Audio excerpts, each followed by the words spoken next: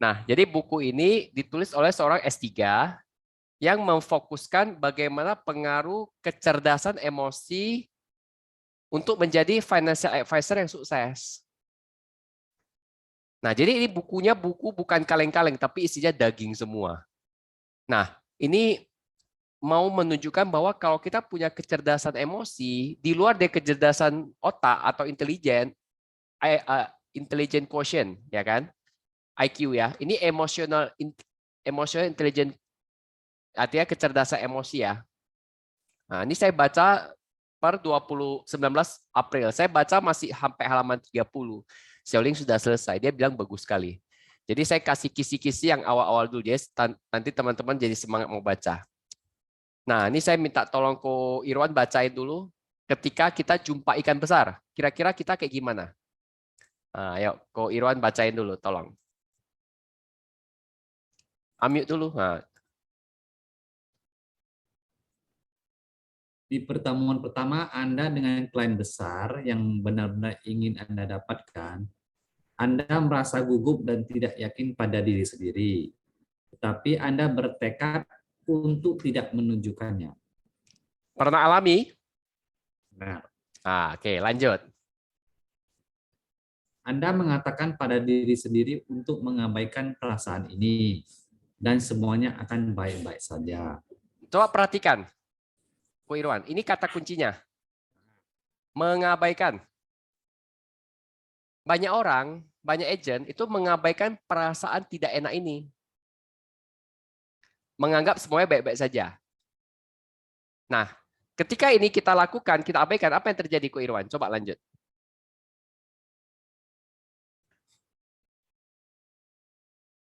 Halo? Lanjut ya. Namun selama pertemuan, kecemasan mulai meningkat. Anda merasakan tanda-tanda. Ini tanda cemas ya. Jantung berdebar kencang.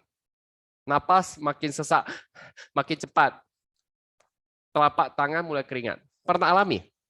Kalau pernah alami boleh jempol ya. Kalau saya sih dulu sering alami ini. Dan sekarang kalau jumpa yang benar-benar kaya juga kadang masih alami ini. Aku pernah, iyalah. Kita Nah, kaki Aku tuh pernah, aku juga pernah. nah ini namanya keadaan terkunci. Anda mulai gelisah dengan pen Anda. Tulisnya pun udah getar-getar tangannya. Kalau mau ketik slide-slide di handphone, tangannya udah gemeterlan. Apapun kata-kata Anda, perilaku Anda baru saja mengirim pesan yang jelas. Jelas dan keras ya, tentang kurangnya rasa percaya diri Anda. Nah itu maksudnya. Jadi kalau kita sampai cemas, artinya kita kurang pede. Apalagi kita abaikan perasaan yang tidak enak ini, yang gugup tadi itu, yang tidak yakin diri sendiri, kita berusaha sembunyikan, malah jadi masalah waktu jumpa. Nah, jadi teman-teman, semua orang itu kalau belum berlatih jumpa ikan besar, itu pasti mengalami ini. Karena apa? Hati kecil pengen closing, tapi takut dia nggak beli. Takut nanti dia nggak mau menunjukkan ketertarikan. Akhirnya kita jadi gugup. Nah, ini prosesnya. Jadi solusinya apa? Ini, solusinya warna kuning. Menerapkan kesadaran diri. Bahasa Inggrisnya self-awareness. Dan kelola emosi akan membantu Anda tetap percaya diri dan tenang. Jadi rasanya di self-awareness. Nih, self-awareness. Mengenali kondisi kesadaran diri. Kemudian kelola emosi. Nah, sehingga peluang Anda untuk kait tuan besar makin cepat. Kan bicara ikan besar berarti kita mau tangkap. Nah, kita kaitkan lebih bagus. Nah, kira-kira ilmu ini menarik nggak kalau bisa dikuasai? Menarik. Menarik ya. Kenapa menarik, Ci Elis? Biar tambah percaya diri dan tidak gugup waktu bertemu klien. Nah, berarti penting dong menguasai kesadaran diri, self-awareness, dan kelola emosi. Penting banget. penting dokter. Penting ya. Jadi kata kuncinya adalah kalau kita mau pede, prospek ikan besar, maka kita harus mengenali diri. kesadaran dirinya dikuasai, dan emosinya dikelola. Oke, lanjut ya. Nah, ini juga ada masalah nomor 2. Ketika presentasi kelompok. Nah, ini Ci Elis bantu baca. Tantangan presentasi kelompok. Anda memberikan seminar tentang topik baru kepada sekelompok besar prospek besok. Manajer Anda akan ada di sana. Jadi ini adalah peluang besar untuk menunjukkan keterampilan dan pengetahuan Anda.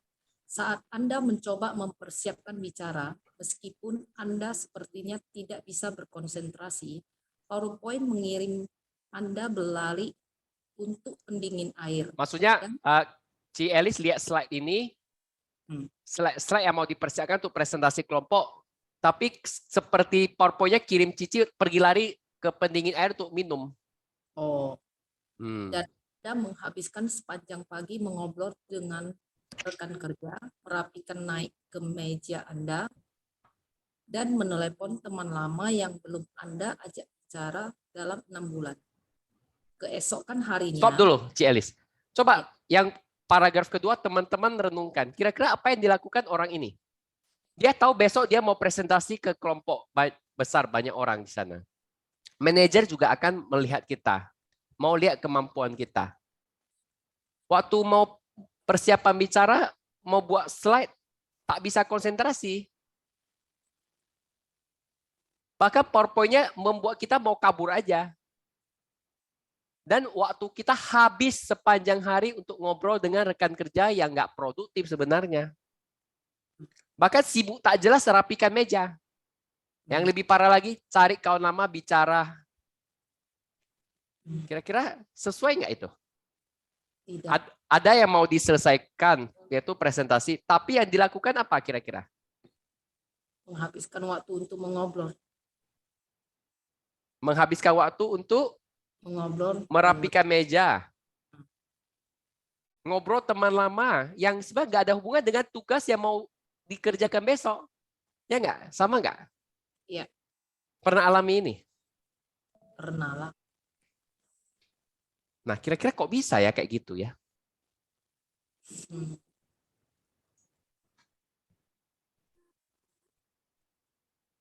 Ini sama nggak dengan burung onta? Pernah lihat burung onta? Iya. Dia burung onta badannya besar, dia masukkan kepalanya di dalam tanah. Nah, kayak gini gambarnya. Ini ekornya. Ini kepalanya dia masukkan, lehernya dia kepala dia masukkan ke dalam lubang. Nah, sama nggak kira-kira orang ini dengan burung onta? Udah tahu besok ada bahaya yang harus diselesaikan, tapi dia udahlah, nggak usah lihat lah, masukkan aja kepala di dalam lubang. Nggak kelihatan masalahnya. Jadi ini seperti burung onta nggak lihat masalah utamanya. Jadi dia habiskan waktu ke yang nggak menyelesaikan tantangan dia besoknya. Cocok nggak, Ci Elis? Iya. Nah, lanjut. Keesokan harinya, Anda tersandung melalui persiapan yang buruk, presentasi. Presentasi yang buruk ya, terbalik Ya. itu. Oke. Setengah dari prospek pergi bahkan sebelum Anda menyelesaikan pembicaraan Anda dan manajer Anda jelas tidak sakit. Apa yang Ci Elis teman-teman dapatkan, Ci Elis dapatkan dari cerita ini? Karena tidak ada persiapan presentasi, jadi tidak bisa presentasi yang baik. Nah, kira-kira solusinya apa? Supaya nggak terjadi hal ini lagi. Kan kita nggak mau ya mengulangi kesalahan yang sama. Harus tahu cara memotivasi diri dan mengunci waktu tugas Anda. Kira-kira kenapa itu jawabannya, Ci? Karena tidak ada kesadaran diri.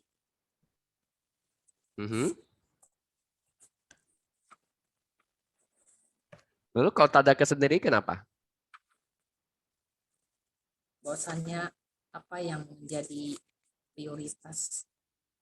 Dia udah tahu nih prioritasnya. Tapi dia nggak kerjakan. Kenapa? Kenapa dia tunda mengerjakan yang sebenarnya harus dikerjakan?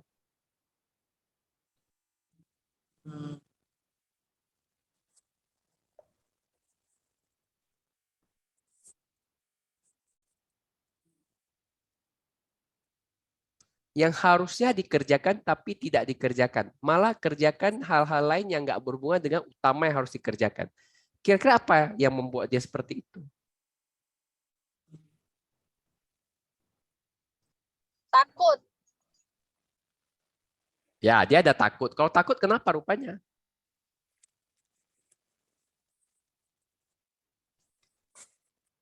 Iya, nggak ada kesadaran juga sih. Jadi dia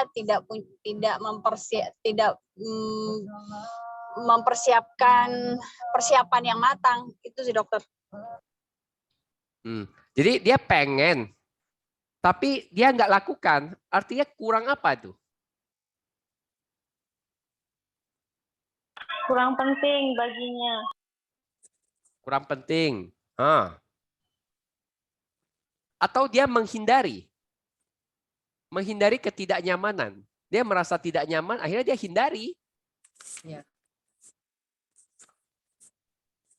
Jadi daripada diselesaikan, ya udah dihindari aja. Nah, makanya solusinya ini. Tahu cara memotivasi diri. Dan kunci waktu, di blocking waktunya. Misalnya, dia blocking dari jam 1 sampai jam 5 persiapan presentasi. Selain itu, ya jangan dikerjakan. Yang lain ini apa bisa ditunda? Merapikan meja lah, bisa nggak ditunda dulu? Bisa. Ngobrol sepanjang pagi dengan rekan kerja itu bisa nggak ditunda? Bisa. Telepon teman lama, boleh nggak? Boleh, tapi apakah harus dikerjakan sekarang? Tidak bisa ditunda. Ini maksudnya. Jadi kalau kita bisa tahu manajemen waktu, kita blocking, maka hasilnya akan lebih maksimal. Kombinasi dengan memotivasi diri. Jadi orangnya ini gagal memotivasi dirinya untuk menghadapi tantangannya dan komitmen memblocking waktu sehingga nggak selesai. Cielis ada tambahan nggak untuk hal ini? Enggak, lanjut. Lanjut ya. Oke. Jadi ketika kalau kita mengalami ya kita udah tahu kenapa kita seperti itu. Nah ini. Ini Kak, ini siapa ini? Suryanti deh, boleh bantu baca? Ya dok. Tolong ya. Gelombang kepanikan. Penurunan terbaru oleh pasar telah memicu gelombang kepanikan baru di antara klien Anda. Pada saat Anda mendapatkan telepon panik kelima Anda, panggilan hari ini, Anda merasakan serangan kecemasan atas kedatangan Anda sendiri. Sebelum Anda menyadarinya, Anda merasakan malapetaka dan kesuraman yang sama seperti klien Anda. Ketika panggilan ke-6 datang, Anda bahkan tidak mau ambil. Nah, maksudnya gimana nih, Ci? Misalnya Cici jual produk unit link. Karena COVID, harga sahamnya turun semua. Nasabah semua panik. Nah, Cici ditelepon 5 orang. Berturut-turut. Dan kalau uang turun kan orang kira-kira ngapain? Ya pasti udah nggak terima, merepet-merepet dok. Nah, kamu udah dimerepet-merepet 5 orang. Kira-kira terjadi apa? Aduh, kayak simel lo dok. Kayak SIM itu apa? Bahasa Indonesianya apa? Oh, udah cemas lah dok, nanti entah yang ke-6 apalagi ngomongnya nih. Sama nggak dengan ini? Iya dok. Nah, panggilan ke-6 kamu nggak ambil lagi, Ci. Iya. Nah, kira-kira kalau ini terjadi apa yang akan terbayangkan? Coba, Ci. Terbayangkan ya? Coba bayangkan dulu, ini terjadi pada kamu. Apa yang kamu lakukan? Tanya leader loh. Tanya leader. Jalan cepat ya. Iya, tanya leader. Mau di kayak mana handlingnya? Nah, handlingnya rupanya leadernya ngomong, coba baca kotak kuning.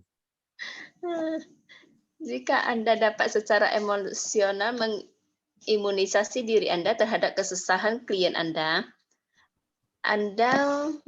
mungkin tidak melakukan penjualan lagi. Tetapi setidaknya Anda akan pulang dengan lebih baik suasana hati, menumbuhkan sikap positif untuk hari esok. Maksudnya gimana, Ci?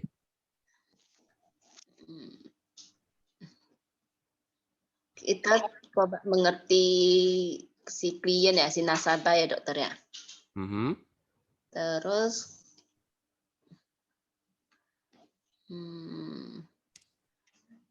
mungkin hari itu langsung nggak bertenaga lagi, terus menjernihkan pikiran untuk baru disusun untuk besok mau gimana.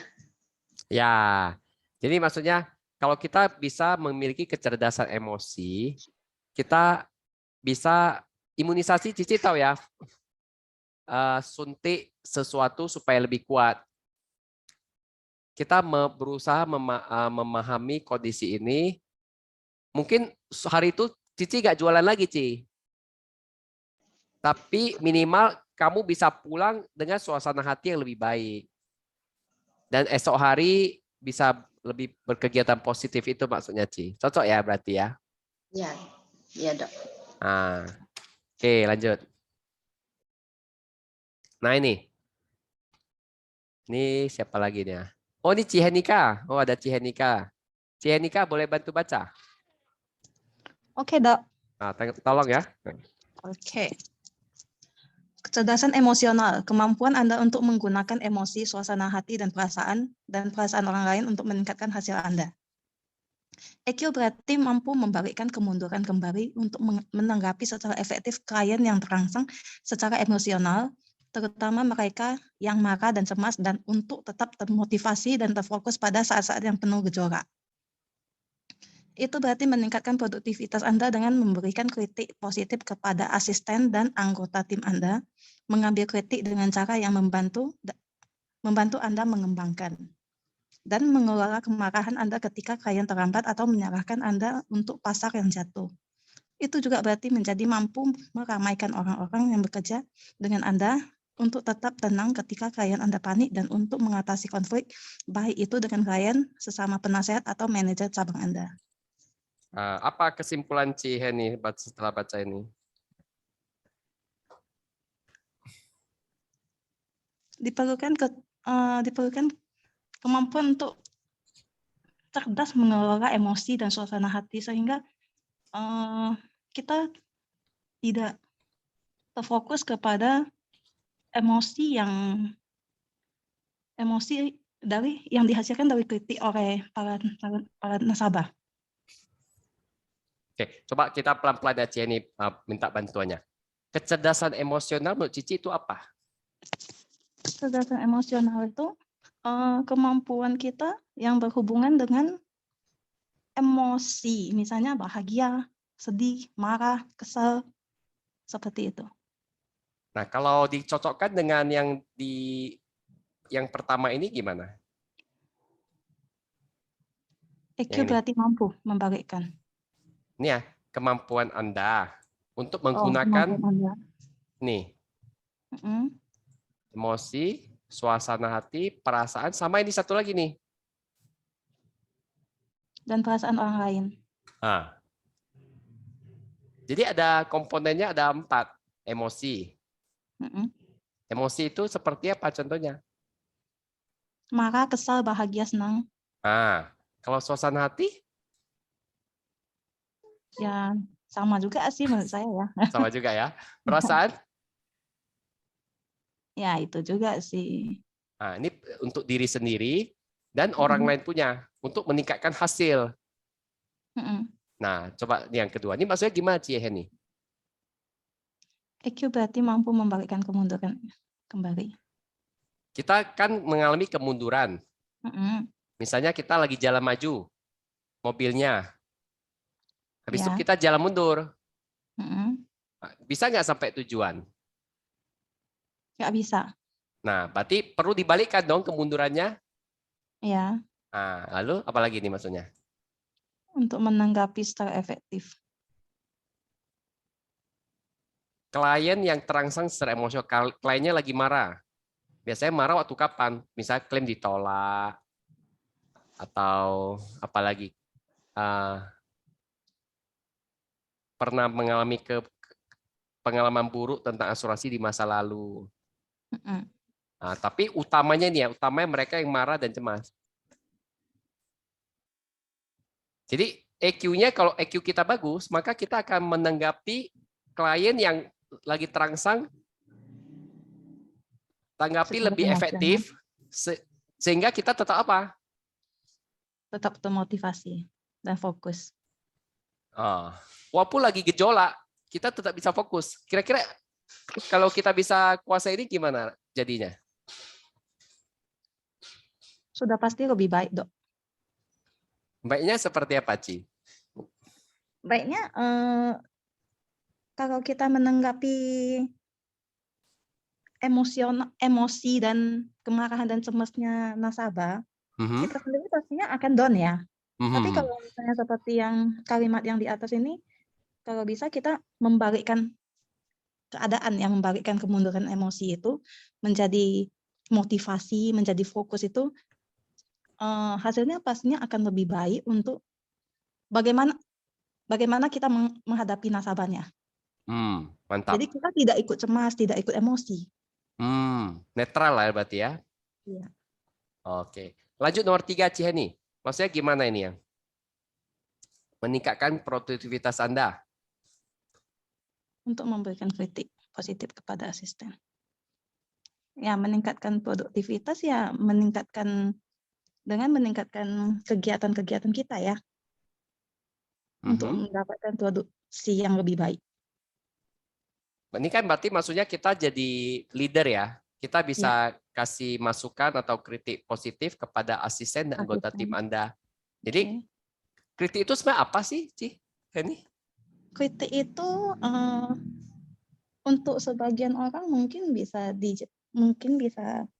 ditanggapi sebagai sesuatu hal yang tidak menyenangkan ya. Tapi kalau kita menanggapi secara positif, kritik itu adalah saran atau untuk membangun kita menjadi lebih baik. Berarti sebenarnya kalau kita bisa kasih yang kritik yang positif, dan kita bisa ambil juga, kita sendiri bisa ambil kritik dari orang yang kita percayai untuk membantu mengembangkan kita ya berarti ya. Ya. Nah, ini kemudian mengelola kemarahan Anda ketika klien terlambat atau menyalahkan Anda untuk pasar yang jatuh. Ini sih karena financial advisor kan kita kasih saran finansial, contohnya investasi kan kadang nggak 100% benar. Waktu jatuh kan kadang disalahkan ya. Gara-gara lu lah, Ci. Lu buat saya investasi sih, uang saya hilang sekarang. Nah, dia kan menyalahkan kita. Nah, ini maksudnya. Nah, kalau ini maksudnya gimana, Ci? Ya, mampu. Kita harus mampu itu balik lagi ke poin awal ya, membalikkan kemunduran emosionalnya itu lagi. Ya. Sehingga klien bisa tenang, nggak panik, konflik bisa selesai. Ya. Kalau ini bisa terjadi, hidup gimana itu? Aman, tentram, sentosa. Ya, mantap. Thank you, Cihenika. Sama-sama, Dok. Berarti ilmu ini luar biasa ya kalau bisa dikuasai ya. Iya, Dok. Nah, ini resepnya. Coba kita praktekkan cara mengingatnya ya. Ini ada 5 komponen emotional quotient agar financial advisor lebih produktif. Pertama ini, kesadaran diri yang tinggi, self awareness. Kemudian kalau kita udah punya kesadaran diri yang tinggi, kita akan lebih mudah kelola emosi. Suasana hati akan lebih mudah diatur. Kadang kita mengalami down ya, dibilang mager, malas gerak, baper, bawa perasaan, habis itu aku malas lah prospek lagi. Itu karena pengelolaan emosinya kurang maksimal. Bisa juga karena motivasi diri kurang maksimal. Dan 3 yang pertama ini kenapa merah? Karena ini tergantung kepada diri sendiri. Saya tidak bisa bantu manajemen emosinya Cihenika, nggak bisa, Ci. Saya mau ngomong apapun, kalau nggak Cici yang mau atur, saya nggak bisa, Ci. Betul nggak, Ci? Benar. Kalau suasana hati lu lagi buruk, saya ngomong apapun, kira-kira saya ngomong apa artinya? Tidak ada yang masuk, Dok. Kau ngemeng-ngemeng, kau macam tahu kali kau nggak tahu lah, aku kayak gini susah, kau nggak akan pernah tahu lah, kayak gitu ya kira-kira ya. Iya. Kayak apa lagi kira-kira? Kalau kamu lagi suasana hati lagi jelek, ku ngomong-ngomong kira-kira gimana? Ya, paling diletakkan aja teleponnya, ya ngomong sendiri. Ditekan aja maunya. Nah, berarti setuju ya, kalau orang lagi emosi, bagusan kita ngapain? Menghindari. Menghindari, Supaya- betul. Supaya suasana hatinya menjadi lebih baik dan tenang, baru kita dekati kembali. Cocok. Nasabah juga gitu. Nasabah kalau suasana hati lagi buruk, bagusan jaga jarak daripada kita kayak semprot kan. Benar. Karena ini 3 ini cuma bisa dikelola diri sendiri. Orang yang nggak punya motivasi diri, kira-kira bisa nggak kita motivasi? Bisa. Gimana caranya? Kita support setiap hari ya, semoga aja pelan-pelan dia bakal bisa memotivasi. Banyak kok motivasi diri kita itu dari quotes atau apa yang kita baca di Instagram atau apa, itu mampu loh, Dok. Itu baca kan kamu mau baca sendiri. Kalau saya telepon kamu ngomongin terus kira-kira gimana? Lu Cia, Ciheni ya, tiap hari dong. lu harus semangat ya. Lu harus berusaha ya. Lu pasti bisa. Kayak gimana kira-kira? Jangan tiap hari, Dok. Kesannya jadi bawel ya. Iya kan? Afirmasi, dokter, afirmasi. Kalau afirmasi kan dilakukan sendiri. Ke diri sendiri. Kan bukan saya yang lakukan. Iya. Nah ini makanya merah ini akhirnya saya sadari.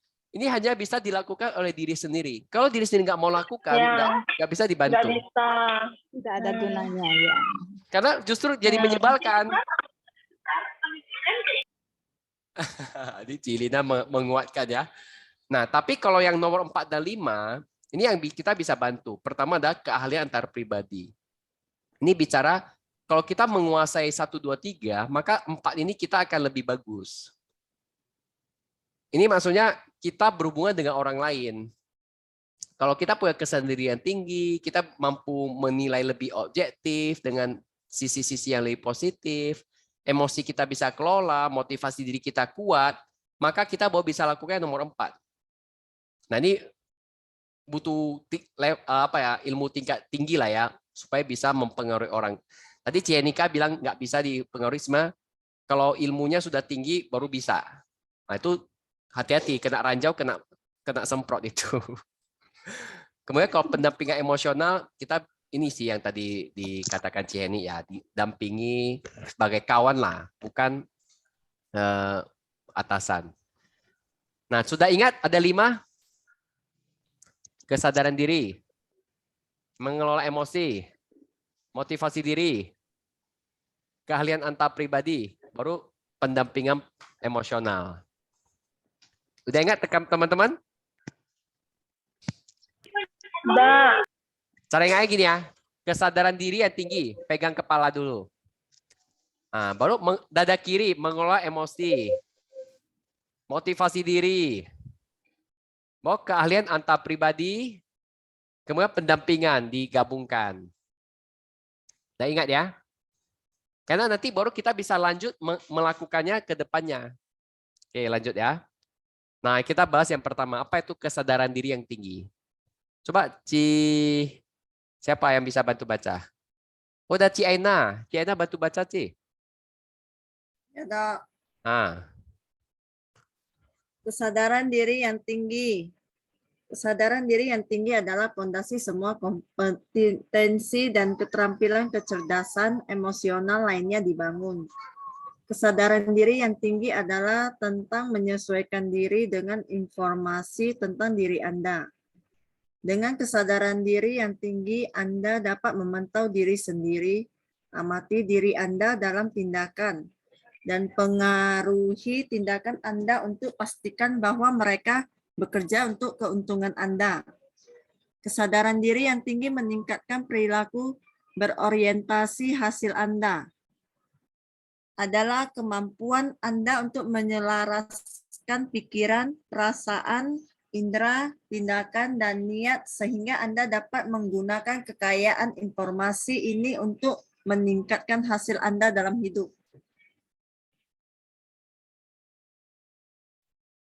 Termit, Dok. Apa kesimpulannya, Ci? Kesimpulannya, mempunyai kesadaran diri lah dok yang tinggi. Apa maksudnya kesadaran diri?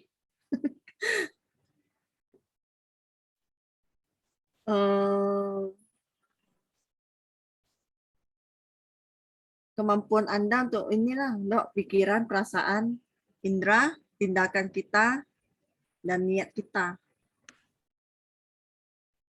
Nah, jadi Ci Aina kesadaran diri adalah sadar ya. Ya dok. Lawannya apa? Pingsan ya. Ya, Kalau pingsan, bisa nggak berpikir? nggak bisa dok. Bisa nggak merasakan? Nggak bisa. Bisa lihat? Nggak bisa. Bisa bertindak? Nggak bisa. Bisa punya niat? Nggak bisa. Jadi kalau orang nggak selaras ini artinya dia orangnya lagi pingsan ya. Ya dok. Dia lagi sadar, tapi dia nggak ada keselarasan pikiran, perasaan, indera, tindakan, dan niat. Itu namanya dia lagi pingsan. Ya. Kita sadar kan artinya mata kita bisa melihat. Mata, telinga kita yaitu indera. Bisa melihat, bisa berpikir, bisa merasakan, bisa bertindak, dan bisa punya niat. Nah itu rahasianya. Jadi kalau dibilang kesadaran tinggi, artinya dia punya 5 hal yang dia bisa lakukan. Udah ingat? Udah dok. Nanti saya kasih cara cepat ingatnya ya. Nah lanjut ya. Dok, sebentar instruksi. Nanti aku izin bawa Kevin ke dokter ya. Ya. Lanjut ya. Kita belajar garis-garis besar dulu. Nah, lanjut yang nomor 2, Andrew boleh bantu mengelola emosi? Aku aja mau baca. Ya, boleh. Nah. Mengelola emosi atau manajemen suasana hati. Mengelola emosi Anda berarti membuat sistem operasi emosional Anda, pikiran, gairah fisik, emosi, dan perilaku berhasil untuk Anda. Tidak seperti menekan emosi Anda yang membuat Anda kehilangan informasi berharga yang diberikan oleh emosi itu. Mengelola emosi Anda berarti memahaminya dan menggunakan pemahaman itu untuk menghadapi situasi secara produktif. Memahaminya dan menggunakan. Mengelola kemarahan, kecemasan, kekecewaan, dan ketakutan tidak harus menggelincirkan Anda dari jejak kesuksesan atau membuat kekacauan dalam hidup Anda. Justru sebaliknya, semua dapat berdampak positif pada keuntungan Anda jika Anda menerapkan kecerdasan emosional. Nah, maksudnya apa ini, Ci? Kalau mengelola emosi itu kan berarti kita paham dengan situasi kita. Jadi kita lebih bisa gimana ya? Jadi kita nggak langsung reaktif, tapi kita lebih memikirkan kenapa hal ini bisa terjadi dan apa yang mau kita lakukan untuk merubah hal itu, gitu dok. Nah, contohnya, arti takut artinya apa? Apa arti dari emosi takut? Khawatir loh, cemas. Khawatir, cemas? Enggak, takut. Takut itu kan artinya kita enggak ada sesuatu yang enggak pasti. Contohnya, kita takut karena misalnya anak-anak ya, kita takuti. Ada momok. Ah. Padahal momoknya nggak ada.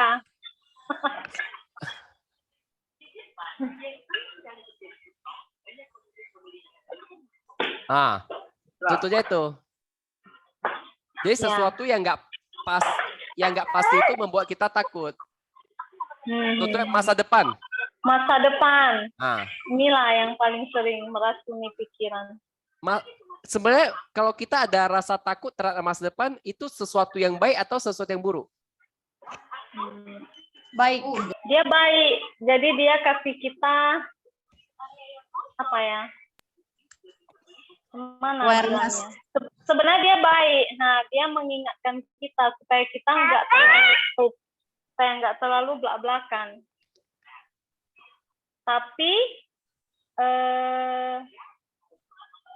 nggak bagus juga kalau terlalu apa kali dibebankan kali. Emosi itu kan kita kelola. Kita bagaimana kelola agar bisa maksimal untuk mencapai tujuan kita, kan itu tujuannya kan? Ya. Nah, saya ulang ya. Takut mengkomunikasikan ancaman sebenarnya. Takut. Karena ada ancaman, makanya ada kita ancaman. takut. Ya. Ancamannya apa? Ancaman masa depannya suram. Aduh, bisa nggak ya? Aduh, mampu nggak ya? Besok-besok gimana ya? Nah, itu kan sebenarnya sama seperti gini ya. Jari kita, kalau nggak ada rasa takut, anak-anak lah, nggak ada rasa takut, dipegang ya panci panas. Gimana itu? Aduh, melepuh lah tangannya, Bahaya. Dok. Nah, jadi Menyakiti diri. takut itu penting nggak? Penting. Pasti juga. Kalau nggak ada takut gimana? Bisa bablas, dokter. Jadi bagus nggak emosi takut itu? Ternyata bagus juga ya. Ternyata bagus juga. Contohnya, kita bawa mobil, kita nggak takut nabrak orang, kita gas aja. Aduh, Mak, ngeri kali. Contoh lagi ya, kita buka kulkas ya, buka kulkas.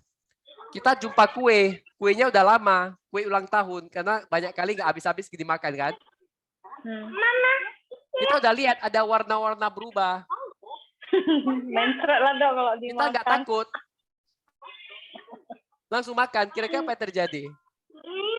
Mencret lah nama kita di Siloam. Jadi takut itu baik nggak sebenarnya? Baik. Bila Jika dikelola diposisikan dengan baik. membawa kita menuju yang lebih baik, itu maksudnya kelola emosi. Iya. Ya. Oke, lanjut ya. Kita belajar emosi lagi. Marah. Marah artinya apa? Artinya adalah ada sesuatu yang salah.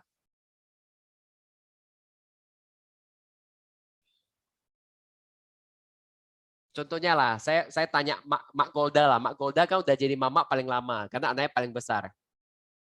Wah, kakak. Kak Golda. Kak Golda, pernah nggak kakak marah besar sama anak kakak? Sering.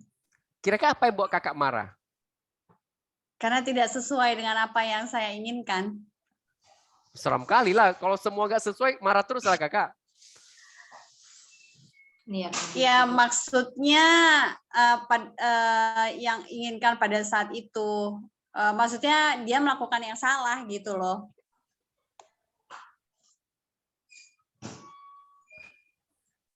Nah, gimana Kak Golda? Maksudnya yang tidak saya inginkan adalah dia melakukan yang salah. Oh, berarti ada sesuatu yang salah. Ya, Kakak boleh nggak marah? boleh lah. Tapi kalau kakak marah-marah terus dengan cara yang kasar, kira-kira hubungan kakak dengan orang gimana? Yang nggak baik. Dapat poinnya. Boleh nggak marah? Boleh. Tapi boleh nggak marah sampai orang benci sama kita? Nggak boleh. Karena marah pakai sopan. Iya, pakai sopan. Permisi, saya mau marah. Ya.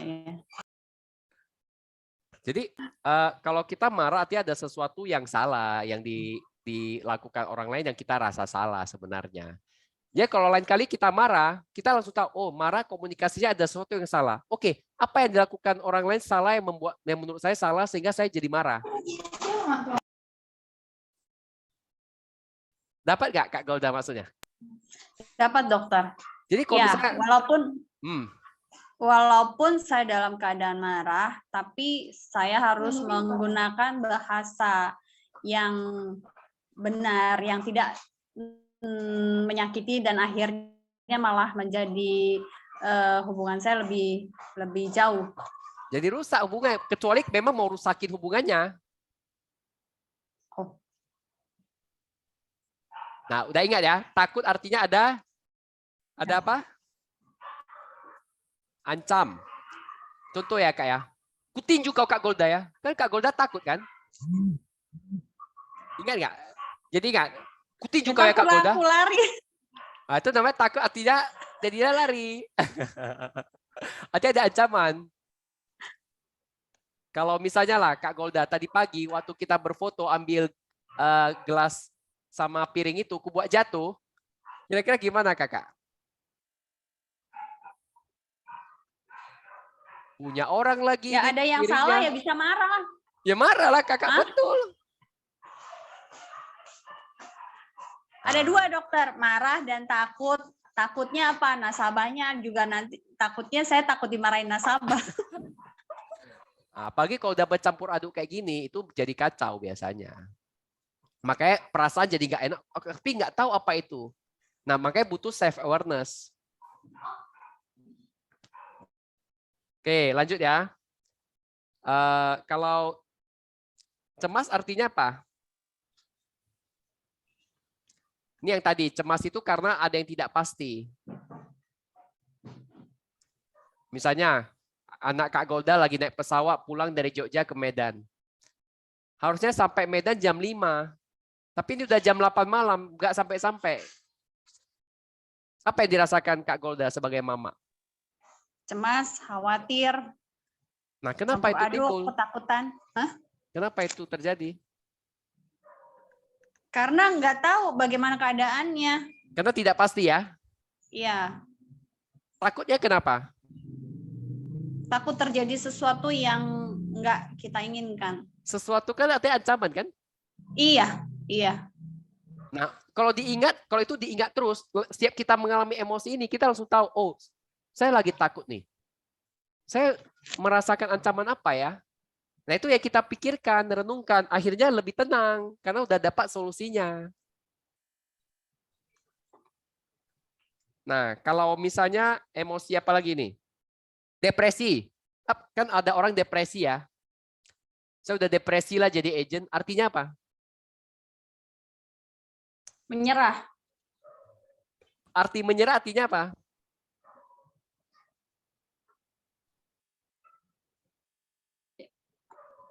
Artinya sudah nggak ada harapan, udahlah, nggak bisa closing. Aku nggak bisa lah di asuransi, nggak cocok aku. Itu artinya udah nyerah, nggak ada harapan lagi. Api harapannya sudah padam. Nah, jadi itu ya. Kalau antusias artinya apa? Misalnya kita ketemu agen nih atau orang yang antusias, artinya emosinya apa? Komunikasi emosinya apa? Kalau orang antusias. Antusias artinya dia bersemangat.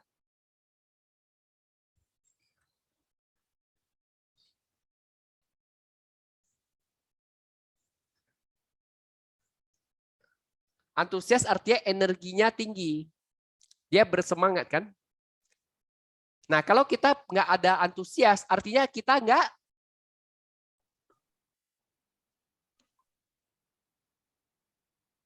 punya semangat tinggi.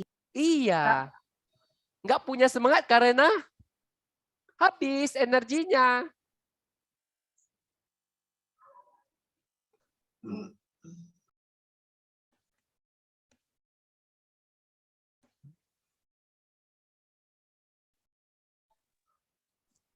Contohnya ya, Kak Golda marah. Kira-kira energinya makin banyak atau habis? Coba pikirkan dulu. Habis marah kira-kira energinya makin banyak atau makin habis? Habis dan lemas. Kalau misalnya kita cemas, habis cemas makin bersemangat atau loyo? Cemas, Loyo.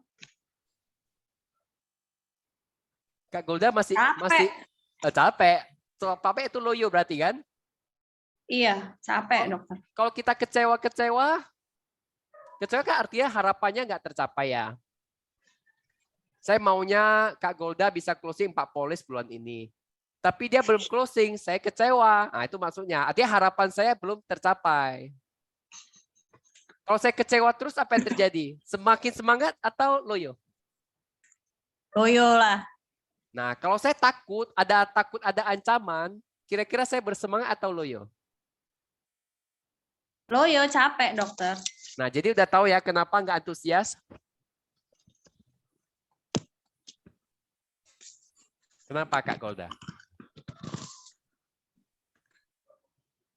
Karena udah capek. Karena energinya sudah habis, Habis. baterainya sudah lowbat, dimakan sama emosi MDT. Masih ingat yang kemarin kita effortless? Kan Iya. kita bilang ada virus MDT, marah, dendam, takut. Kenapa dia habiskan energi kita?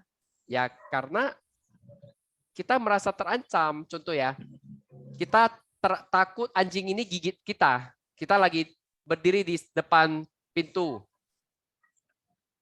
Kita lagi mau ke satu tempat. Anjingnya mau gigit kita. Kira-kira kita takut atau gimana? Atau marah? Takut. Atau kecewa? Takut. Atau cemas? Takut. Nah, takut itu kan memakan energi kita. Karena kita mikirin. Iya. Contoh, bayangkan dulu. Anak kakak naik pesawat nggak sampai-sampai 3 jam. Kan pikiran Kak Golda kan pikirkan anaknya. Pikirkan. Akhirnya pikir itu kan habiskan energi. Coba pikir dulu.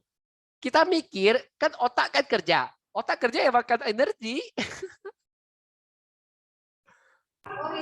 Iya.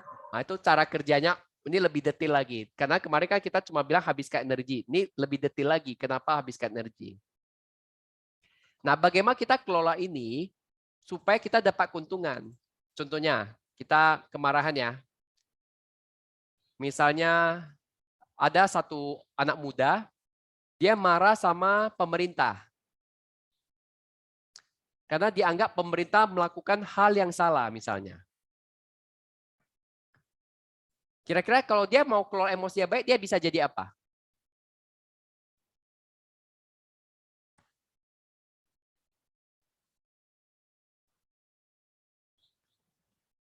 Kalau saya Berusaha berusaha ambil bagian di belajar, pemerintahan. Iya. belajar, akhirnya saya jadi presidennya. Iya. Nah, itu artinya mengarahkan kemarahan ke hal yang positif. Contohnya, Kak Golda, ditolak. Marah nggak kakak? Enggak. Yang dialami apa? Kecewa. Nah, kecewa kan artinya harapan kakak nggak tercapai. Nah, gimana supaya harapannya tercapai? Jadikan energi untuk upgrade kemampuan. Nah, itu maksudnya ya. Nah, ini saya ada tipsnya. Kalau kita lagi mengalami 4 hal ini, teman-teman boleh catat ya. Pertama adalah ini, ingat ini. Apa ini? Kalau di main basket, kalau pelatihnya bilang time out. Time out. Nah, jadi yang pertama adalah time out. Berhenti. Cari waktu istirahat. Pergi cari minum. Atau pergi mandi. Atau pergi jalan depan rumah. Keliling-keliling. Intinya kaburlah. Ini rahasia saya juga. Kalau saya lagi berantem sama Xiaoling, saya pergi kabur. Saya keluar rumah, saya jalan-jalan. Nanti Cari saya cewek. cari cewek pula kata aku Pau jadi Xiaoling. Aduh. Nakal ya lu Iko ya. Nah, itu yang pertama. Kemudian apa? Kedua apa? Hidung kan besar kan, tarik napas kuat-kuat lah ya. Nah, itu karena ketika kita bernapas dalam, itu membuat kita lebih rileks. Jadi kita bisa ambil kontrol kembali. Ketiga adalah ini, mengarahkan energi emosinya. Misalnya apa? Kita bersihkan meja kerja kita, raut pensil, cuci kaos kaki Kak Golda yang bau itu, atau dengar radio. Lakukan sesuatu yang simpel untuk mengurangi kecemasan dan kemarahannya. Dan membantu kita menyelesaikan sesuatu yang harusnya kita kerjain. kaos kaki udah tumpuk gitu, bau gitu banyak, nggak dibersihkan. Nah itu ya, maksudnya kita arahkan energi kita melakukan itu. Yang nomor 4 apa? Ini jagonya Kak Golda lah, dia gini, hahaha, nah, itu ketawa. Nah ketawa itu bisa mengatasi emosi kita. Itu membuat kita lebih tenang. Bisa juga nonton film Dono Kasino Indro lah ya, ketawa-ketawa dulu. Jadi ingat, kalau terjadi ini emosi kita nggak stabil, apa yang kita lakukan? 4. Pertama, Time out.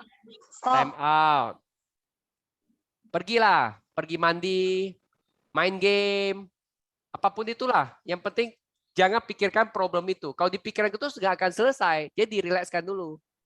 Kedua apa?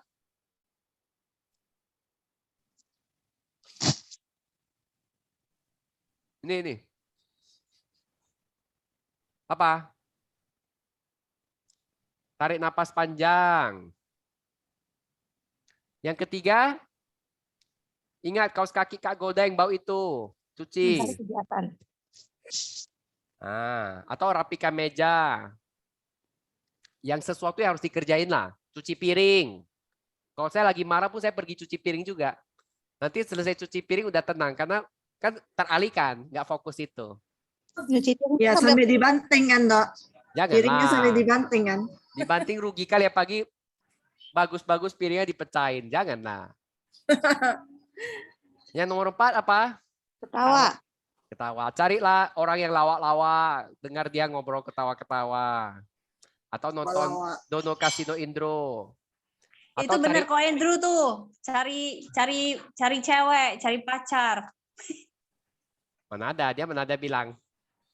Bukan ya? Cari cewek. Nggak cari cewek lah. Pergi ke depan rumah, jalan-jalan udah bagus lah. Jadi intinya kalau kita bisa keluar emosi kita, dia itu akan jadi energi untuk kita. Karena ini sesuatu yang sebenarnya punya energi, tapi kalau berlebihan itu bikin kita capek. Energinya dikeluarin lebih cepat, bocor ini sebenarnya. Ya kita perlu kenali dan kita atasi. Kan tadi udah dikasih rahasia. Marah artinya ada yang mengancam. Cemas artinya ada yang tidak pasti. Kecewa artinya tidak sesuai harapan. Takut artinya ada yang Dikhawatirkan. Takut karena apa tadi, Shirley? Ada ancaman. Aku lupa. Padahal aku udah bilang aku udah mau tinju Kak Golda kan. Kak Golda kan pasti takut, kabur dia. Ada ancaman, dia ancaman pukulan Suwanto ya. Oh itu Andrew bawa keluar cari ceweknya itu. Kalau Andrew berarti cari pacarnya lah. Dia kan ceweknya pacarnya, dia pergi cari pacarnya kalau dia lagi marah. Ya kalau lain kali kita ketemu Andrew sama pacarnya berarti dia lagi marah, dia lagi emosinya nggak bagus ya. Mungkin itu ya Andrew ya. Lanjut ya. Nah loh. Enggak lah, itu asumsi yang salah sih sebenarnya. Enggak betul. Jangan dipercaya itu yang tadi. Nih, terakhir motivasi diri nomor 3. Apa itu? Kak Golda, coba baca lagi. Kak Golda semangat kali, dia ketawa-ketawa. Biar dia baca dulu.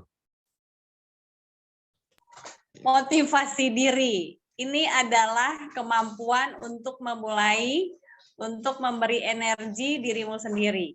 Untuk menjadi penasehat keuangan penghasil teratas, Anda harus menjadi sangat fokus. Anda melakukan penelitian, berbicara dengan orang-orang di telepon, pergi keluar untuk melihat klien, memberikan presentasi, dan banyak lagi. Dari mana semua energi itu berasal? Bagaimana Anda memberi energi? Diri Anda sendiri. Motivasi diri adalah apa yang memberi Anda kegigihan untuk tetap fokus dan tetap pada tugas yang ada. Dia memungkinkan Anda untuk tetap berpegang pada masalah, menyelesaikan misi Anda, dan mengubah kemunduran menjadi serangan balik. Kemunduran adalah kejadian sehari-hari untuk sebagian besar penasehat keuangan. Dan sebagian besar kesuksesan Anda tergantung pada seberapa baik dan seberapa cepat Anda dapat bangkit kembali dan mencegah pemurnian emosional dari membunuh produktivitas Anda. Ketika Anda dibombardir dengan situasi dan interaksi yang membuat stres, yang dapat membuat Anda dalam suasana hati yang buruk, suasana hati itu beracun bagi produktivitas. Jadi, bagian dari motivasi diri adalah kemampuan untuk cepat mengubah suasana hati beracun Anda menjadi energi positif. Apa kesimpulan Kak Golda? Kesimpulannya adalah ya memotivasi diri sendiri, memulai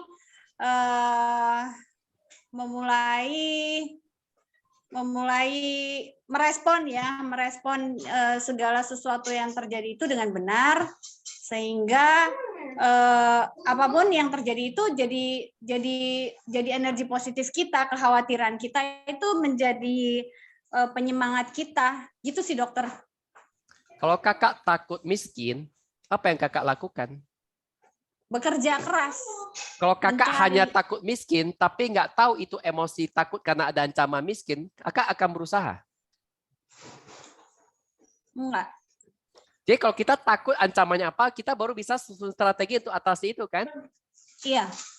Kalau kakak takut sama harimau, ya beda dengan takut sama kecoa, sama takut dengan anjing, sama kucing kan beda kan strategi menghadapinya sama takut ular. Iya, beda dokter. Contohnya kita takutnya ular. Ular takutnya apa? Katanya si garam. Nah, kalau kita tahu ular takut garam, ya kita siapkan garam untuk melindungi sekeliling kita. Nah, itu maksudnya. Dan motivasi itu ya berasal dari diri sendiri, namanya motivasi diri. Nah, kalau motivasi diri bagus, dia akan cepat bangkit. Ditolak, ya dia bangkit lagi. Istilahnya kalau dia kayak bola, dilempar ke bawah, Kak, dia akan loncat lebih tinggi, Kak Golda.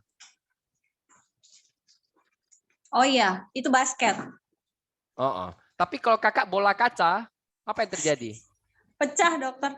Ah iya. Jadi kalau orang yang motivasi diri rendah, dia seperti bola kaca, dilempar dia hancur tak berkeping. Karena udah berdebu sampai hancur-hancurnya. Ini yang kaca. Kan kita mau jadi bola kerek atau bola kaca kan kita tentukan. Kalau mau bola kaca ya udah ditolak down. Mau jadi apa ya jadi debu, nggak jadi apa-apa. Tapi kalau bola karet dilempar orang, dia tahu emosinya, pikirannya, dia bisa loncat balik lebih tinggi. Bisa bilang, lu ya dulu tolak saya buktikan saya suatu hari akan bantu kamu, misalnya kayak gitu. Nah itu maksudnya setback, kita bisa bangkit. Atau kita bilang, oke, sekarang kamu masih belum menerima konsep yang saya sharingkan. Namun saya percaya dengan keterampilan saya meningkat, nama baik saya makin meningkat, prestasi saya makin bagus, pelayanan saya makin bagus, suatu hari kamu akan beli dari saya. Itu kan namanya bangkit, loncat lebih tinggi. Nah, ini biasa dipraktekkan pada laki-laki yang miskin, yang nggak ada uang, dihina pacarnya, atau cewek yang dia suka. Akhirnya dia loncat kaya. Habis itu dia kasih pacarnya, cewek yang dulu dia suka, mobil. Itu kan luar biasa ya. Itu langsung loncat tinggi-tinggi itu ya. Namanya bodoh. Ada yang komplain. Masa dikasih mobil? Ya, boleh lah mobil yang 15.000 itu loh. Takut gua beli mobilnya. Udah penuh ini. Iyalah. Ampun Andro, ampun. Untung saya nggak ada. Untung yang wanita-wanita itu sudah jauh-jauh ya. Dan mereka menyesal ya Kak Goldes. Andrew, nah lanjut, bantu dulu. Andrew udah keluar. Nomor 4, Andrew. Hai. Nomor 4 kalian antar pribadi. Di tempat kerja, suara saya jelas kan, Lawan? Bagus. Di tempat kerja, Anda tidak hidup di dunia saya. Anda berhubungan dengan manajer Anda, staf pendukung Anda, rekan kerja Anda, dan tentu saja dengan klien Anda. Konflik muncul dan Anda sebaiknya dapat menyelesaikannya. Jangan sampai Anda melihat bisnis Anda menolak. Anda harus tahu bagaimana menerima kritik dari manajer Anda. Dan berikan secara positif kepada staf pendukung Anda jika Anda menginginkannya mendukung. Yang terpenting, Anda harus memenangkan kepercayaan orang lain. Ini adalah dasar untuk membangun dan memelihara buku Anda. Memelihara buku Anda, urusanmu. Untuk membangun kepercayaan akhir-akhir ini, Anda, Dok, kayaknya titik komanya salah penempatan deh kayaknya. Ya, nanti diperbaiki. Membangun kepercayaan akhir-akhir ini, untuk membangun kepercayaan, akhir-akhir ini Anda harus merespons secara efektif terhadap keadaan emosional klien. Nah, kalian antar pribadi Anda memungkinkan Anda untuk menangani tugas-tugas pekerjaan sehari-hari. Maksudnya apa? Maksudnya apa ini, Andrew? Apa kesimpulannya? Kayak ke interpersonal skillnya, jadi kayak ke gimana dia menempatkan diri untuk bisa berhubungan dengan orang sekitar dia.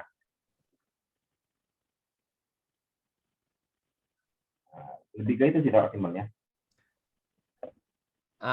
Ini ada kata kuncinya.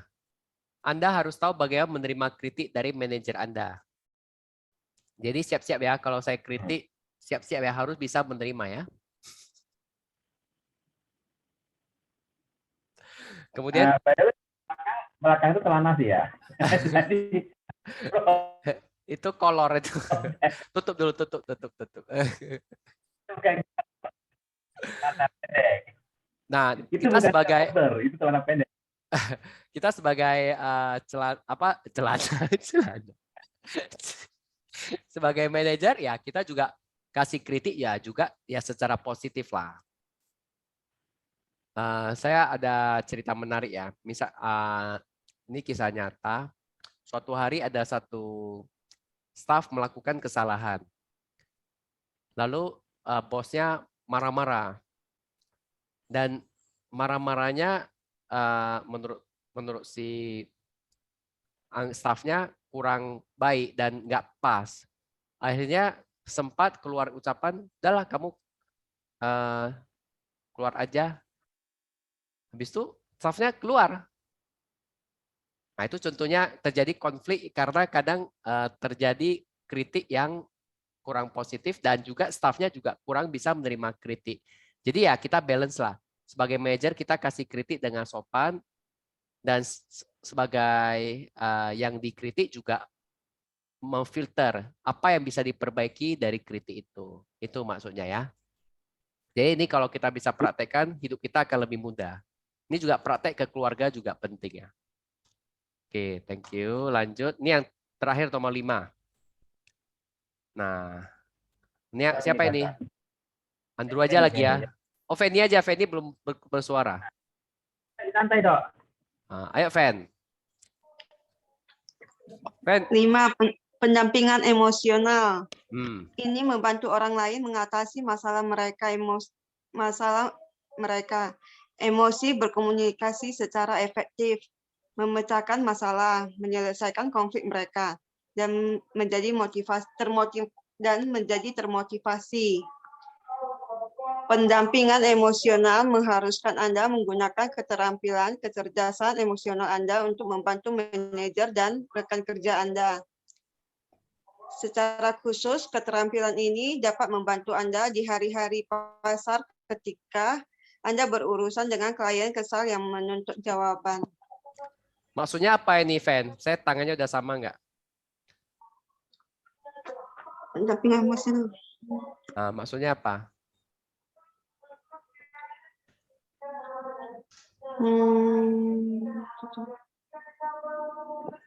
Nggak ngerti, Dok. Coba sama-sama baca ya, Fen. Ini membantu orang lain mengatasi masalah secara emosi. Contoh ya, si Lina lagi berantem sama si Andrew. Nah, kamu membantu si Aina mengatasi masalahnya secara emosi. Kita janji pendampingnya ya, Dok. Iya. Tim kuasa hukum. Jadi apalah ya, Jadi orang attorney. kepo, Dok. Jangan orang kepo lah, itu image-nya kurang bagus. Jadi membantu, jadi psikolog lah ya. Berkomunikasi secara efektif. Memecahkan masalah dan menyelesaikan konflik mereka. Dan mereka akhirnya menjadi termotivasi. Pernah nggak bantuin orang lagi berantem, kita jadi orang tengahnya? Pernah, Dok. Nah, kira-kira gimana? Coba sharingkan Andrew, pengalaman kamu jadi orang tengah. Biasanya berantemnya begitu sih, Dok. Apanya? Biasanya berantem. Nggak dengar? Biasanya yang berantemnya itu Jaki Masilara. Maksudnya? Dengar itu ya? Putus-putus. Biasanya. Oh, bentar. Pakai headset nakal dulu. Ini penting yo, Fen. Nanti kamu suatu hari nanti, anak kamu lagi berantem sama bapaknya, kamu bisa bantu dampingi. Biasanya kalau aku yang bantu, berantemnya makin gede, Dok. Oh iya, mampus lah. Ini kompor gas ini. Contohnya ya, Fen, suatu hari saudara kamu lagi berantem besar sama bapak kamu. Nah, kamu kan apa yang kamu lakukan?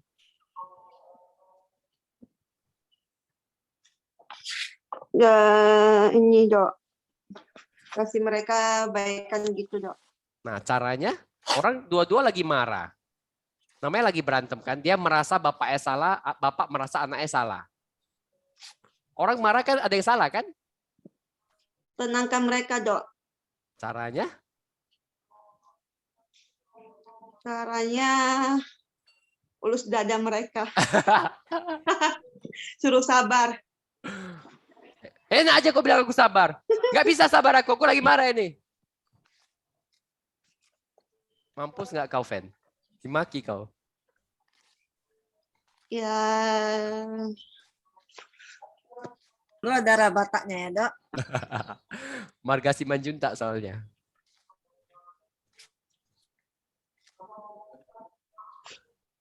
Nah, inilah ilmu mahal. Kalau bisa kuasa ini nanti kita bisa jadi penengah yang baik juga sebenarnya. Nah, itu aja sampai hari ini karena panjang masih. Jadi kita kisi-kisinya dulu. Kalau mau baca, ini bukunya. Nah, ini. Ini saya sangat rekomendasi baca. Ini hanya 133 halaman. Hanya. Dan satu kali belajar bisa dipakai selamanya, bisa untuk bapak anak berantem, suami istri berantem. Berharga hanya atau banyak itu, Handro? Dikit lah, Dok. Dikit aja tuh, Dok. Nah, ini ada Ibu Lamria ada yang tambahan atau ada yang mau disampaikan? Teman-teman ada yang mau dibahas, silakan ya. Ini udah mau jam 9 juga. Dokter, boleh nggak saya tanya tentang produk itu ada ya cemerlang, dokter? Nggak boleh. Di luar sesi JID. Ya, nanti kita pribadi aja, Kak Golda. Nah, itu Bu Lamria, ada yang mau ditambahkan atau disampaikan, Kak Bu Lamria? Ya, kalau melihat materi kita hari ini, malam ini ya, ini materi yang bisa dibilang berat di malam hari ya. Tapi bagus untuk direnungkan. Karena apa? Ya ambil positifnya, mulai kita terapkan. Apalagi kita berhubungan dengan orang-orang ya, dengan calon nasabah, dengan admin, dengan leader, dengan yang coach. Ya, dengan coach juga. Yang pasti akan berbeda-beda culture-nya. Berbeda-beda culture-nya dari segi pendidikan. Satu hal yang istimewa di bisnis ini adalah kita banyak mendapat ilmu dari banyak orang. Dan setiap hari selalu ada ilmu-ilmu baru. Dan kalau hari ini Pak Suwanto udah sharing, kita ucap apa ya Pak Ibu ya ke Pak Suwanto? Terima kasih, Dokter. Terima kasih, Dokter.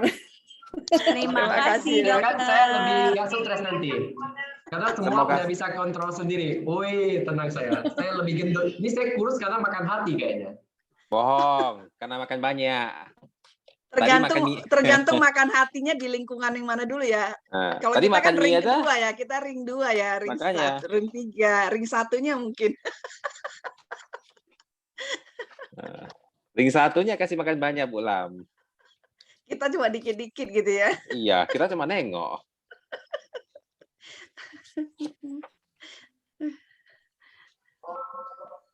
Lanjut Bu Lamria, itu intermezzo.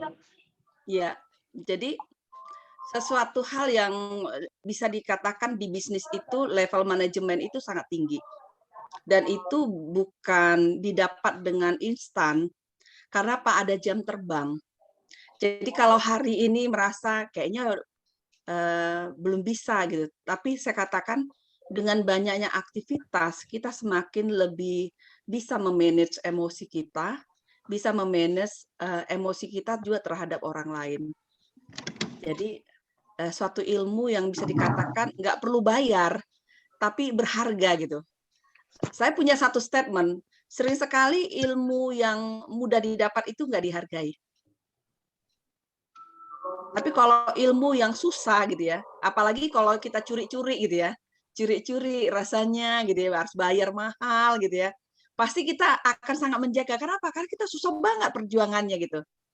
Tapi hari ini kita juga berjuang untuk mendapatkan ilmu tadi. Karena apa? Karena ada berapa jam ya? Kita dari jam 7:30. 1 jam. 1 jam. 1 jam kita menahan emosi, mendengar penjelasan Dr. Suwanto. Ada yang tadi rasanya udah kesel, tapi masih mau membaca. Itu udah manajemen emosi juga itu tadi. Ya kan Bu Golda kan? Enggak, Bulam, saya happy. Nggak salah itu. Enggak, maksudnya bukan Bu Golda kok. Maksudnya bukan Bu Golda kok. Enggak lah, ini canda.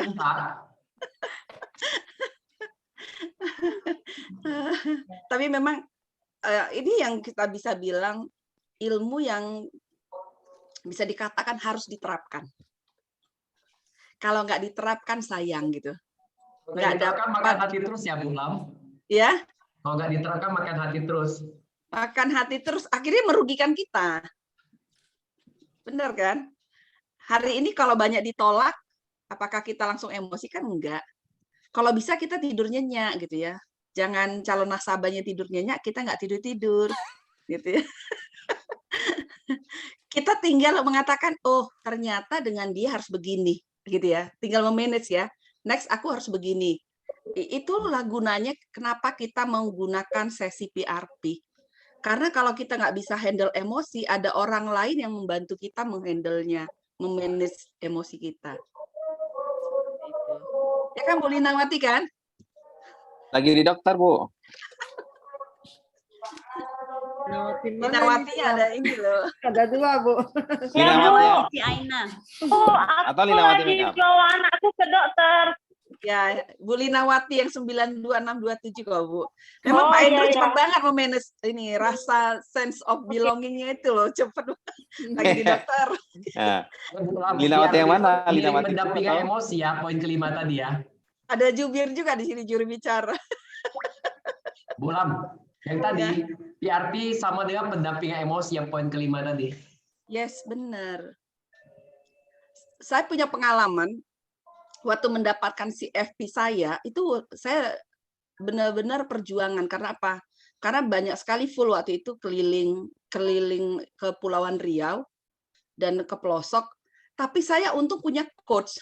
Punya coach itu namanya Coach Kurnia dan satu lagi kok jadi lupa, Holly, kompetitor ya, dari kompetitor. Untungnya saya punya pendamping seperti itu. Jadi di saat momennya mau naik pesawat saya sempat gitu daftar. Kalau enggak saya kehilangan 2,1 juta. Saya harus ulang lagi mendaftar dan kehilangan uang gitu. Di momen-momen saya udah rasanya sebel sama diri sendiri gitu ya. Tapi akhirnya mereka punya sharing, akhirnya saya mau lihat, oh ya ada peluang gitu, masih ada waktu berapa menit untuk mendaftar gitu. Jadi itu hal yang sangat-sangat bisa dibilang dengan orang lain yang mau menjadi pendamping kita dalam hal memanage emosi, itu sangat penting gitu. Saya bisa katakan seorang yang belajar coaching aja pun emosian loh. Karena apa? Karena mumet banget gitu ya mendengar orang gitu ya. Itu sangat ini. Apalagi dengan Bapak Ibu yang ketemu orang yang nggak bisa diatur pendidikannya, nggak bisa diatur cara membalasnya, benar nggak? Kalau ketemu orang belum tentu kan calon nasabahnya bilang, iya Bu Linawati saya senang banget masuk asuransi. Yang ada kan apa? Rasanya nggak penting itu asuransi. Benar nggak? Ada Bu Lam. Hah? Yang kayak Biasanya, gitu ada. Begitu sadar kita bangun. Biasanya kalau dia merasa biasanya kalau dia udah merasa penting pasti ada sesuatu yang terjadi kan? Iya, betul sekali. Jadi bisa dibilang kalau dari 10 orang yang kita temui, 5 katakan kan 9 gagal. Gagal karena penolakan, bukan gagal langsung ditolak ya, tapi penolakan gitu, terjadi keberatan. Bisa bayangkan kalau kita ketemu 10 orang, 9 nolak, emosinya di level berapa? Kalau yang di sini udah belajar nggak? Pintar-pintar udah praktekkan. Iya, hari ini ditolak 1 orang aja udah rasa apa ya, sebel gitu ya, apalagi 9 orang. Jadi bisa bayangkan betapa ilmu manajemen emosi ini sangat bagus banget buat kita. Benar nggak? Jadi kalau hari ini mungkin di tengah-tengah menjelang closing date, hari ini kita memanage emosi kita, mungkin kita bisa bongkar lagi semua calon-calon nasabah yang pernah kita temui, dan kita mulai lagi dengan emosi yang lebih happy lagi, lebih menikmati lagi, ya kan? Ini loh pekerjaan saya memang, mungkin hari ini saya harus dapati lagi, kasih lagi sesuatu hal yang baru ya. Seperti itu. Aduh, keren banget lagunya. Nah, inilah yang membuat kita semangat ya. Oke, jadi harapan saya memang dengan adanya pembekalan seperti ini, sekali sebulan aja kita udah bisa loh. Ya, hal-hal yang baru mungkin kita bisa akan lakukan dalam hidup kita, dalam hidup keluarga kita, dalam persahabatan kita, dalam bisnis kita. Saya thank you banget ya Pak Swanto udah sharing. Demikian dari saya. Terima kasih. Ada rekan-rekan yang mau tambahkan sebelum kita foto? Yang paling berkesan, yang aku berkesan kali lah malam ini yang tentang ini, silakan. Sambil kita nunggu Ibu Henika, Irwan, videonya. Kalau aku berkesannya, aku kena sindir ini sama dokter. Tapi thank you dokter, disindir terus. Apa itu? Iya, kan awareness itu perlu ya, memotivasi diri itu emang perlu. Ya kadang-kadang memang lebih besar takut itu daripada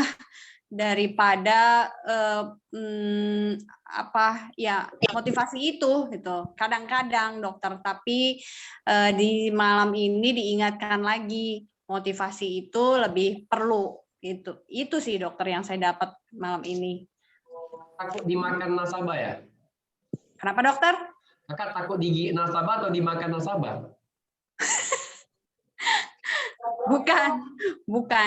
Bukan dokter. Takut takut dijauhi tadinya dokter. Sekarang sih enggak, biarin aja jauh. Kan nanti dia datang lagi sendiri. Kan dijauhi bagus atau enggak, Kak? Kadang ada waktunya untuk jauh, nanti ada waktunya untuk dia mendekat. Kakak mau nggak dijauhi orang yang jahat? Ya mau lah, ngapain dekat-dekat orang jahat? Jauh bagus juga, Kak. Berarti itu orang jahat jauh-jauh ya bagus. Iya juga ya. Iya sih. Benar sih dokter. Ibu Lamina stres lihat kita nanti. Karena orang baik itu masuk asuransi. Orang yang jahat itu nggak suka asuransi. Jadi jauh-jauh nggak apa-apa. Iya, betul. Orang yang jahat nggak suka asuransi karena dia nggak sayang ya dokter sama keluarganya. Bagusnya jauh-jauh. Pagi laki-laki yang genit-genit kayak Andrew itu jauh-jauh aja. Ditawarin asuransi dia kabur. Andrew lagi. Contoh. Oh iya. Tapi Andrew nggak genit, jahat atau enggak, coba tawarin asuransi. Pasti kalau dia jahat, dia kabur. Saya pengen lah dapat testimoni dari Cihenika. Ini pertama kali saya nampak wajahnya langsung ke malam itu. Yes. Mana? Pin dulu, Dok. Pin dulu. Pin, tunggu ya. Langsung dipin dulu biar dia ngomong. Langsung jom. Nah. Apa yang mau dicoba? Testimoni apa nih, Dok? yang paling berkesan. Kan aku kayak pertama kali lihat Cici buka video. Yang paling berkesan tadi saya tunggu Ibu Kak Goda ya. Tunggu itu yang paling berkesan. Ya lah jangan itulah, kejam kali. Itu Kak. Banyak belajar juga hari ini tentang bagaimana mengelola emosi kita ya. Mengendalikan emosi, takut, marah. Ya, pengendalian diri, Dok. Banyak. Besok datang lagi nggak Jimmy? Oke. Kalau bagus nanti datang lagi dong. Diusahakan. Ya. Oke. Kayaknya itu aja deh. Udah selesai foto. Oke lah, foto ya, siap-siap ya. Satu, ini Kak Goda marah itu kalau nggak siap-siap. CN foto rambut. Hey Dora. Hey Dora. 1, 2, 3. Cantik Cielis, cantik.